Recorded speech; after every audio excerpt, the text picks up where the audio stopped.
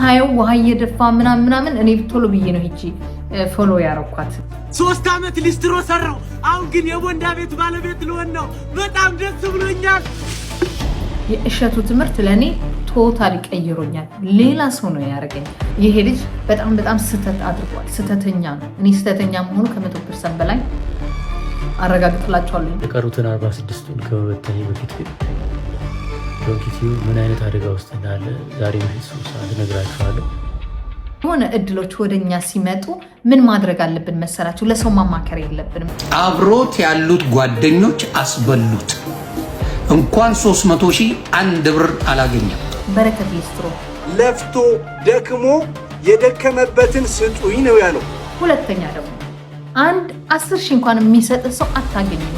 ዶንኪቲዩ ስራ የምትወዱ የምትደግፉ ሰዎች ይህ መስማት አለባችሁ። እኔ በጣም ሾክድ ነው።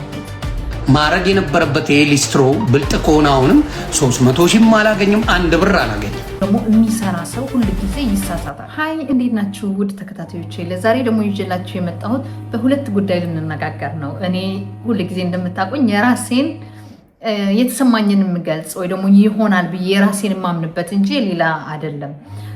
ምክንያቱም ቢሆን ብዬ የማስበው ነው እና በሁለት ነገር ነው የመጣሁት። አንደኛው በእሸቱ ዶንኪቲዩብ ነው። የቀሩትን 46ቱን ከመበተኔ በፊት ግን ዶንኪቲዩብ ምን አይነት አደጋ ውስጥ እንዳለ ዛሬ ምሽት 3 ሰዓት እነግራችኋለሁ። ሁለተኛው ደግሞ በበረከት ሊስትሮ አድርጉና ፎሎወሩ ሙሉልኝ። እኔም ቦንዳ ቤቱን ልረከብ እስከምረከብ ጓጉቻለሁ። በእሱ ጉዳይ ነው የመጣሁት።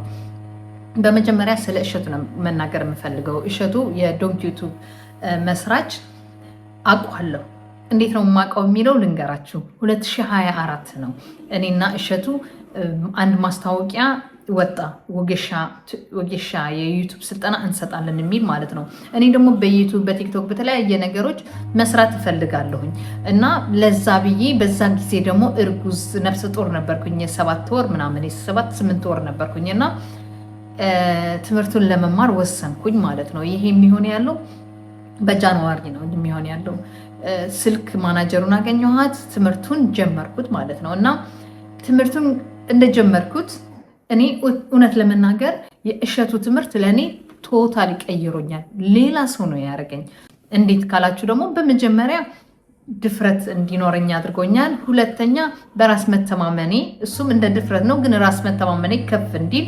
ሶስተኛ እንዴት አድርጌ ካሜራ እያየሁኝ እንደዚህ ፊት ለፊት መናገር እችላለሁ የሚለውን። አራተኛ ደግሞ እሸቱ በጣም ደስ የሚለው ትምህርቱ አንዱን የወደድኩለት ማለት ነው የምንፈልገውን ነገር ማሳካት እንደምንችል ተስፋ ሳንቆርጥ እዛ ቦታ ላይ መጽናት ብቻ ወይ ደግሞ ደጋግመን መሞከር ብቻ እንጂ የሆነ የፈለገውን ነገር በራሱ ኤግዛምፕል እየሰጠ በጣም ነው ያስተማረኝ። እኔም ቀይሮኛል ብዬ ነው የማስበው ከ100% በላይ። እሸቱ ሲያስተምር ከልቡ ነው የሚያስተምረው፣ ሲመክርም ከልቡ ነው የሚመክረው። እኔ በአካል አላገኘሁትም፣ እንዲሁም በኦንላይን ስኩል ነበር የወሰድኩት። በኦንላይን ነው የተማርኩት ከእሸቱ ጋር ማለት ነው። እና ይህን ከእሸቱ ጋር ይህን ትምህርት ልክ እንደ መጨረሻ አካባቢ ላይ የፈተና ወይ ደግሞ የመጨረሻ የምንሰጣቸው ቪዲዮ አለ ስለ ዩቱብ እንዴት ምን እንደተማር ላይክ ፈተና ልበለው የምንወዳደርበት ማለት ነው። ልክ የመጨረሻ ላይ ያስታውሰው ይሆናል ማርሽ ላይ ነበር እና ፌብራሪ መጨረሻ ላይ ማርሽ መጀመሪያ ላይ ፈርስት ማርሽ ነበር ፈተናው የሚሆነው እና እኔ አጋጣሚ ሆኖ ምትይዤ 2 ሳምንት ምንድነው አልነበርኩም፣ ሆስፒታል ነበርኩኝ እና በዛ ትምህርት ፈተናውን አለፈኝ። ግን ባይሆን ስቲል ነው አግኝቼው ነበር በላይቭ ላይ ገብቶ እንደምችል ወረቀቱን እንደማገኝ። ግን ወረቀቱን የማገኘው እኔ ምን ያህል ለዚህ ለዩቱብ ስራ እንደበቃሁኝ ፈተና ማቅረብ አለብኝ ብሎ ነግሮኛል ማለት ነው። እና ይህን ሶሪ ወሬውን አድረዘምኩላችሁ እንጂ እሸቱ በጣም ጎበዝ ልጅ ነው። ከዜሮ ተነስቶ አሁን ያለውን ደረጃ ከ3 ሚሊዮን በላይ ሳብስክራይብ እንዲያመጣ አድርገዋል። ይሄ ደግሞ በኢትዮጵያ በአፍሪካም ደስ የሚል ነገር ነው። በሁለተኛ ነገር ደግሞ እሸቱ የተቸገሩትን ረድተዋል። ቤተክርስቲያን ቀና አድርገዋል። እንዲሁም በመቄዶንያ በተለያየ ነገር በጣም ጥሩ ነገር ሰርተዋል። እና አሁን ይህን ነገር ገጠመው ስሰማ እኔ በጣም ሾክድ ነው የሆንኩት።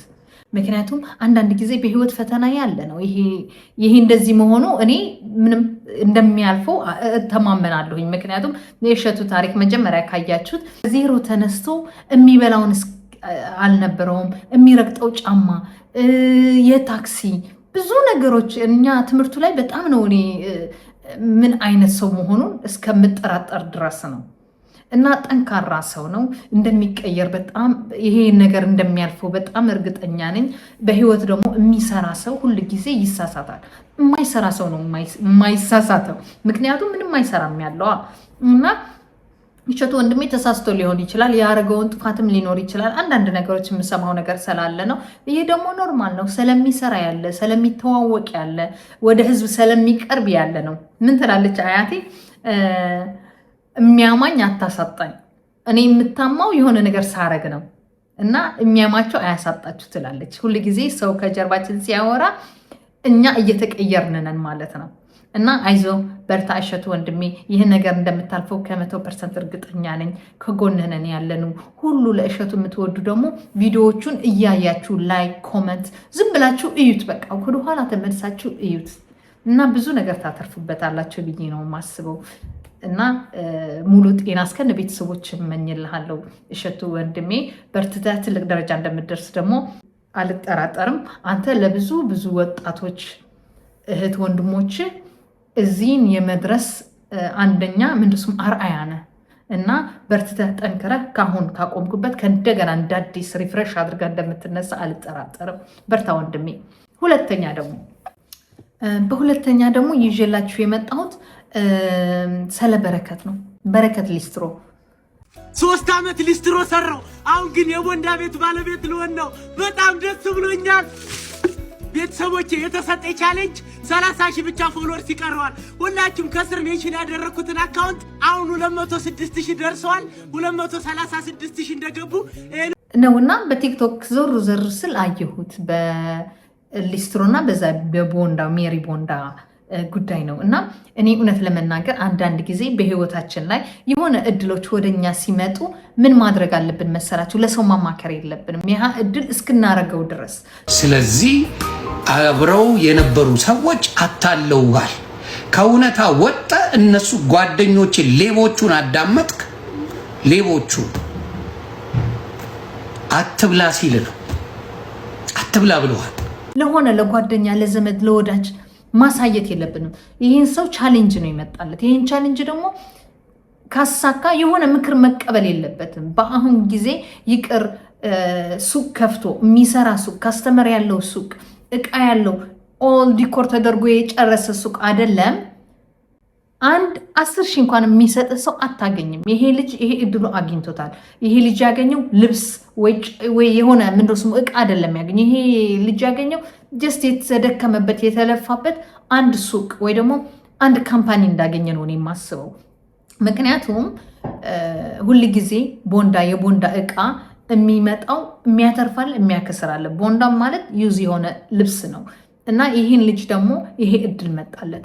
ማክሲመም 1.5 ይሆናል ብላ ነበር የተናገረችው። ታውቁት ሜሪ ቦንዳ 1.5 ሚሊዮን የሚገመት ቦንዳ ቤቷን ያስለመደችውን ብራንቿን በስጦታ ልትሰጥ ነው። የቀረው ቀን ደግሞ በጣም ትንሽ ቀን ነው። ከእናንተ የሚጠበቀው ቆንጆ ቪዲዮ መስራትና ቪዲዮ ቫይራል ከወጣላችሁ ያው ቻሌንጁ ይሰጣችኋል።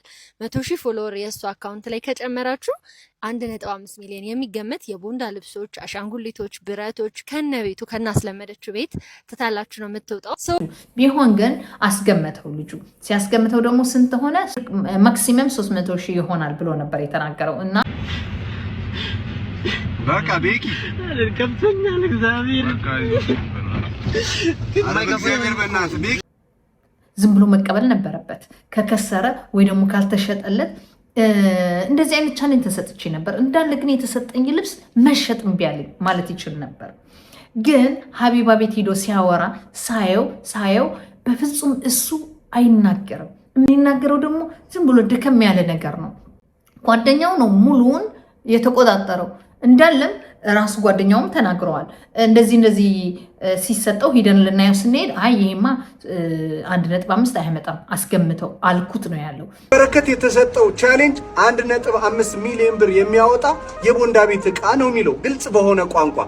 በረከትም አስቦ ሲሰራ የነበረው ይህንኑ 1.5 ሚሊዮን የሚያወጣ የቦንዳ ቤት ይሰጠኛል ብሎ ነው። እናንተም ስትረባረቡለት፣ ኮፒ ሊንክ ስታረጉለት፣ ፎሎ ስታደርጉለት የቆያችሁት ይህንን 1.5 ሚሊዮን የሚያወጣ ቤት እንዲያገኝ ነው፣ ህይወቱን እንዲቀይር ነው። በመሰረቱ ሜሪ ቦንዳ ይህንን ልጅ እየረዳችሁ አይደለም። እና ሁል ጊዜ ጓደኛ አንዳንድ ጓደኛ ምን ያደርጋል መሰላችሁ? እናንተን የሚረዳ አስመስሎ እናንተ እንዳትበልጡት ወደታች የሚስባችሁ ጓደኛ አለ። ብዙ አሉ ካሉ በላይ አሉ እንዳሉ እኔ ተማመናለሁ በብዛት ከሚገርማቸው። እና የሆነ ነገር እናንተ የምትችሉት ነገር ከሆነ በተለይ ደግሞ 100,000 ነው ያመጣው። እኔ ብዙ ቻሌንጆች አይቻለሁ በሚሊዮን 1 ሚሊዮን 2 ሚሊዮን ምናምን ቻሌንጆች አይተናል፣ እስከ መኪና የሚያስገዙ ምናምን ማለት ነው። እና እች ልጅ በአቅሟ ጎበዝ ጠንካራ ልጅ ናት። በአቅሟ ይህን ቻሌንጅ አመጣችው። ይህን ቻሌንጅ ደግሞ 100,000 ሰብስክራይብ አስደርጎ 15 ቀን ሙሉ እዛ ሱቅ ሲመላለስ ነበር። በዛ 15 ቀን ሙሉ መናገር ይችል ነበር። ሱቁን ወድጀዋለሁ፣ አመሰግንሻለሁኝ፣ ግን እቃው እንዴት ነው ምናምን ብሎ መጠየቅ ይገባል። ከምርም እውነተኛ ጓደኞች ከሆኑ ይሄ ልጅ ምንድነው የማያደርግ ያለበት?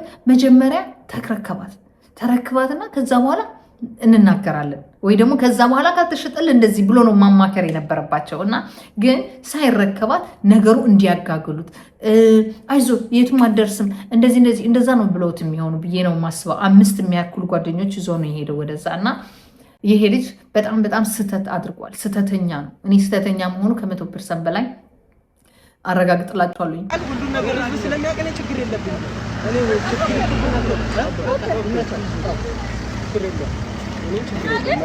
አንድ ሰው ከለኔ ቪዲዮ ከቀረጸኝና ቪዲዮ ተለቀቀ እናቴ ትባጋ ችግር የለም። እኔ ምን አገባኝ? እኔ ከዛ እኔ ማረጎን አረጋግጥ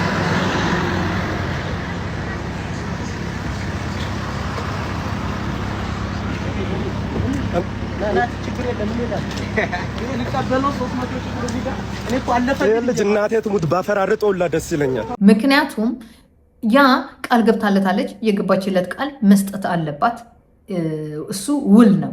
የሆነ ውል ደግሞ ሰው እራሱ አስቀድሞ ውሉን ካፈረሰው ምንድነው የሚባለው? ውሉ ተግባራዊ አይሆንም። ምክንያቱም በህግም ነው የምላችሁ። ይሄን ውሉን ያስፈረሰው እሱ ራሱ ነው። መጀመሪያውን ላይቭ ገብቶ ብዙ ነገር ስለ ልብሶቹ ተናገረን። የሚያድገሙ በጣም ነው የሚያስጠላ። እንዲሁም ሌላ ደግሞ ምን አለ? ቻሌንጁን የአንፎሎ ቻሌንጅ አስጀመረ። አሁን ይህ ልጅ በስሜት ነው ያደርገው። ቢሆን ታርቀው ይቅርታ ጠይቆ እቃውን ብትሰጠው በጣም ደስ ይለኝ ነበር። ምክንያቱም እስኪ እንዴት ተለውጦ ምን ላይ እንደሚደርስ ማየት ፈልግ ነበር። ልጁ እውነተኛ ከልብ መለወጥ የሚፈልግ ከሆነ። በዚህ በመካከል ግን አንድ ቪዲዮ አየሁኝ ማለት ነው ስለሱ። እሱ ደግሞ ምን እያለ ነው?